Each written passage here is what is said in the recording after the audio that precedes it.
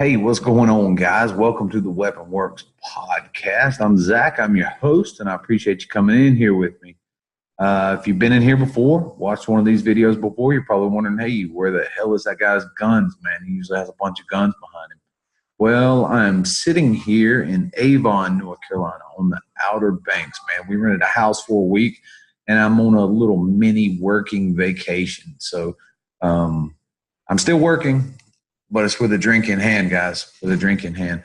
So I appreciate you guys coming in here, and we're going to talk about some shit, I guess.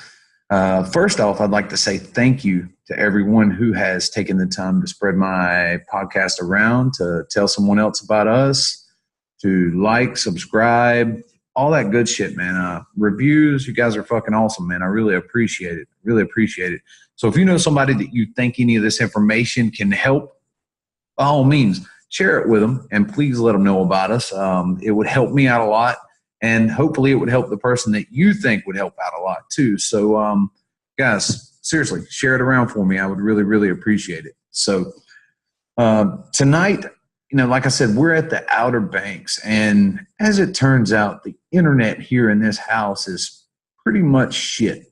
So I was going to have a guest on, and we were going to talk about some shit, and it didn't work out because the internet's so bad, and I didn't want to put out an episode of, bad sound, bad quality video. I didn't want my face to look all pixelated, so I decided just to get on here and, rap for 10, 15, 20 minutes, man. So what I want to go over today is I've received a bunch of emails since I started doing this, and guys reaching out, asking questions, and I'd like to go over some of these emails and see if I can make these answers public, so maybe it would help someone besides just the guy asking in the email. So just a disclaimer: all of the names on these emails have been changed to protect the guilty parties.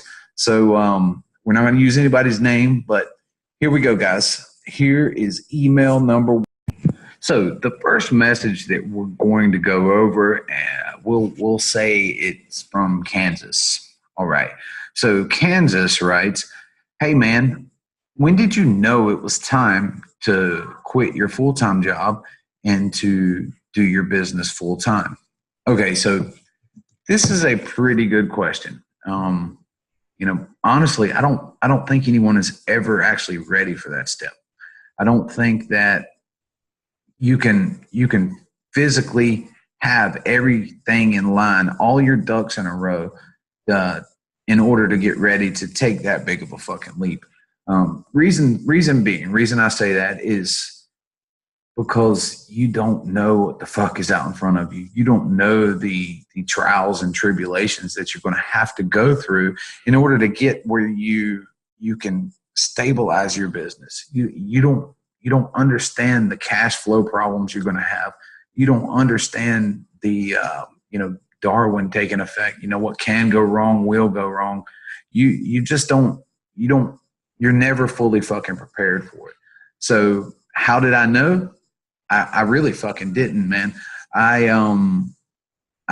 knew I was tired of doing what I was doing, installing elevators, and I knew it was time for a change. And if I didn't, I would have been a miserable motherfucker. I would have been the most miserable old fucking man that you've ever seen or ever been around in your entire fucking life.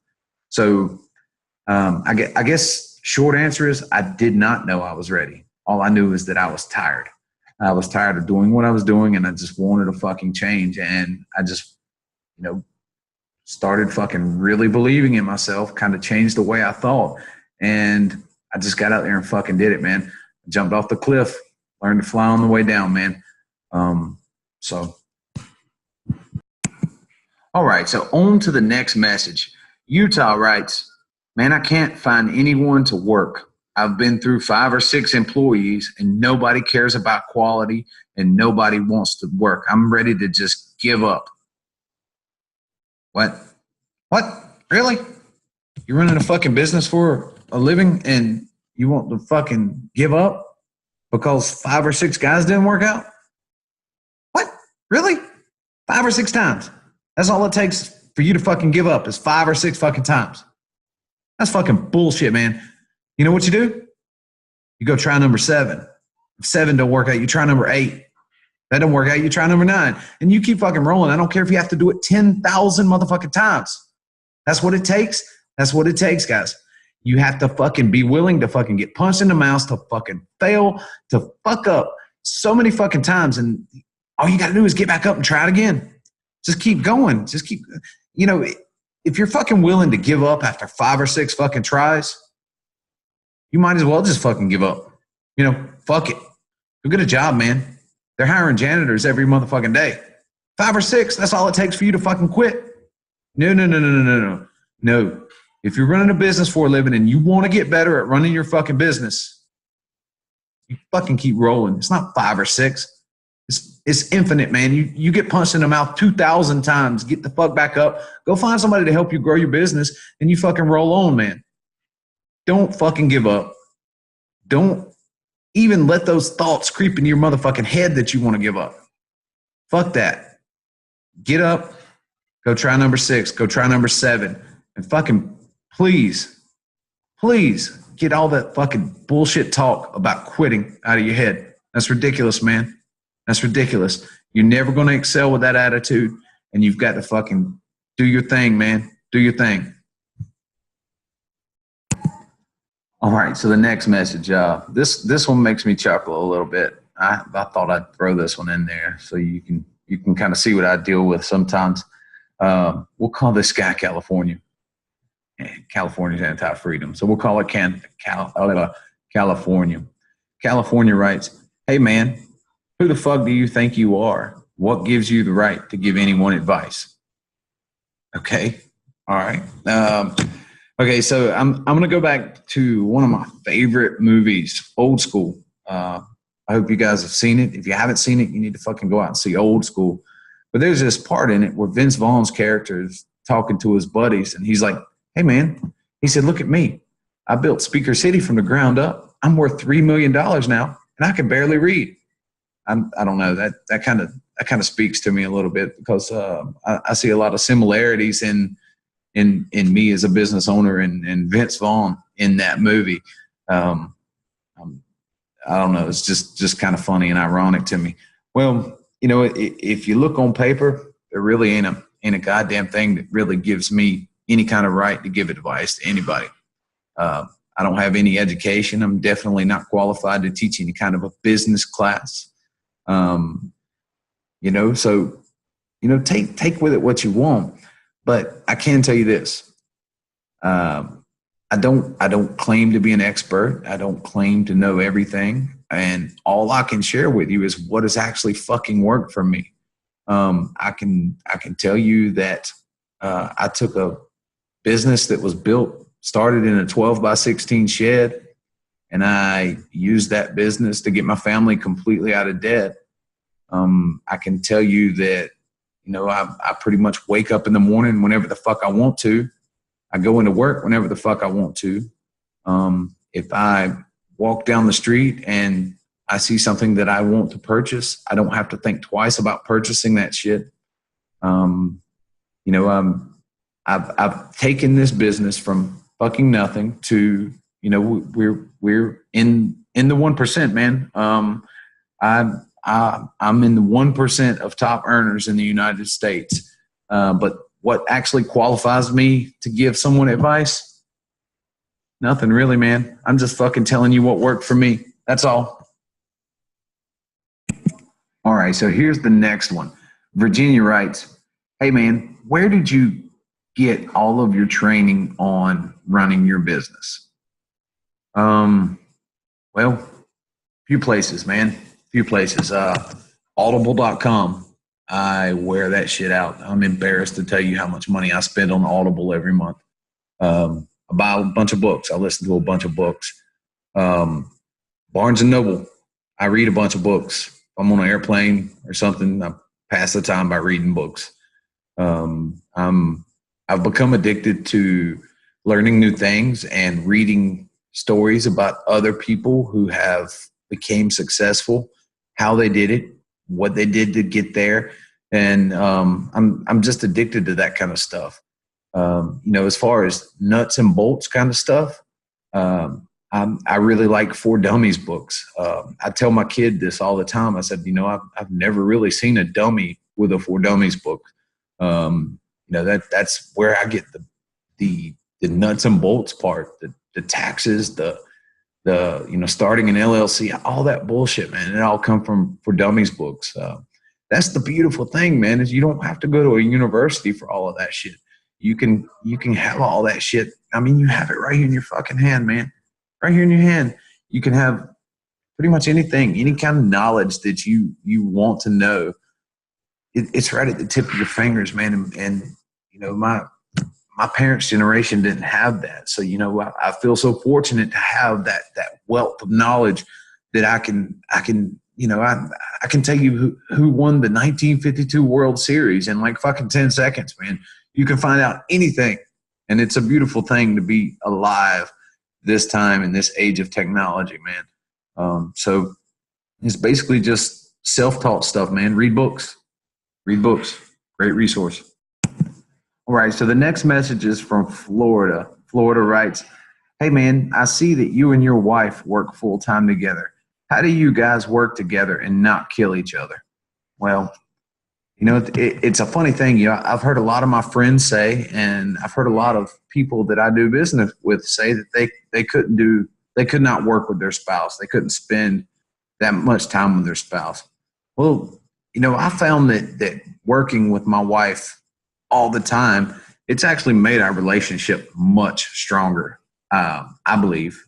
There's a couple of things that went into that. When we finally found some success. Now, sure. In the beginning, when we were struggling, it was tough, man, being around each other all the time and all that. But once we found a little bit of success and you remove the money part, which is what most couples fucking argue about anyway, you remove the money part out of that equation, and we really don't have anything to argue about. And if you step back and you think about it, your spouse is the person that you were supposed to spend the rest of your life with. My best friend, my partner in crime, my partner in life, it's made us stronger, man. We get to eat lunch together every day.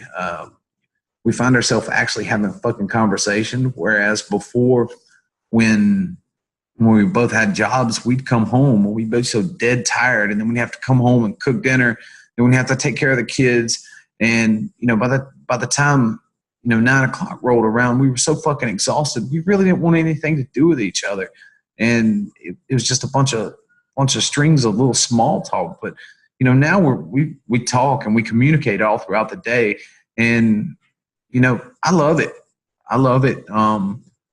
If you're in a position to give it a try, man, you don't just throw it out the window because you think that you could not work with your spouse, because it has worked for us, and I really, really enjoy it. So, all right. So the next one is from Kentucky. Kentucky writes, "Hey, man, how were you securing these large commercial contracts?" Well, the best way I can kind of explain this, these aren't my words. This is actually from one of the guys that I really look up to. His name is Ed Mylett. If you're into just self-help business type stuff, he is an excellent resource. Ed Mylett. Well, not too long ago, he put out a podcast episode, and he was talking about how most people starve because they're chasing after dinosaurs. Okay, so what he means by this is back right at the end of the dinosaur days and at the beginning of the caveman days and all this, right? We were hunter gatherers. We were doing all of this stuff, right? Well, he said that there was a group of people who wanted to eat, but they were chasing around hunting dinosaurs. And they ended up starving. He said the guys that ate the best and they were having, they were content and had enough to eat, they were running around hunting rabbits. Why? Okay, because there's not as many dinosaurs as there is rabbits. Rabbits, right? Rabbits are running around everywhere. Okay, so the analogy that he made with this, he said that the dinosaurs are the big, ridiculous, gigantic contracts that everybody wants to seek. But the rabbits are the little smaller contracts that are going to keep you steady and keep you busy and keep you fed. And I thought it was a great analogy. And I've never really heard anyone put it quite like that. Now, are the dinosaurs cool? Fuck yeah, man. Fuck yeah. The guys like Aero Precision and a couple of other ones I can't tell anyone about. But those big ones, they're fantastic, right? They are fantastic. But the guys who keep the lights on in the shop and the guys who keep my employees paid, they're the rabbits, man. That's my gun shop network, my steady customers, my repeat customer base. Those are the rabbits. So while every now and again you might be able to land a dinosaur and you might be able to eat really good, for a few months, those rabbits are going to keep you fed, man. Chase after that smaller stuff. Chase after the gun shops, man. Treat your individual customers like kings. Take good care of those guys. And you'd be surprised at how much of that big contract work will come based off of word of mouth from the rabbits, if that makes sense. But that's kind of my answer with that is you're just going to take care of people. But if you do happen to land a dinosaur, you do everything in your fucking power to make them as happy as you possibly can, man. You drop everything in your life and you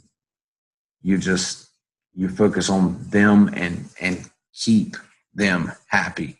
That's the best way I know to keep work coming in, is just to keep people happy, man. Everybody comes back to me, and for the most part, everyone that tells me why they come back to me, it's all because they know what they're getting.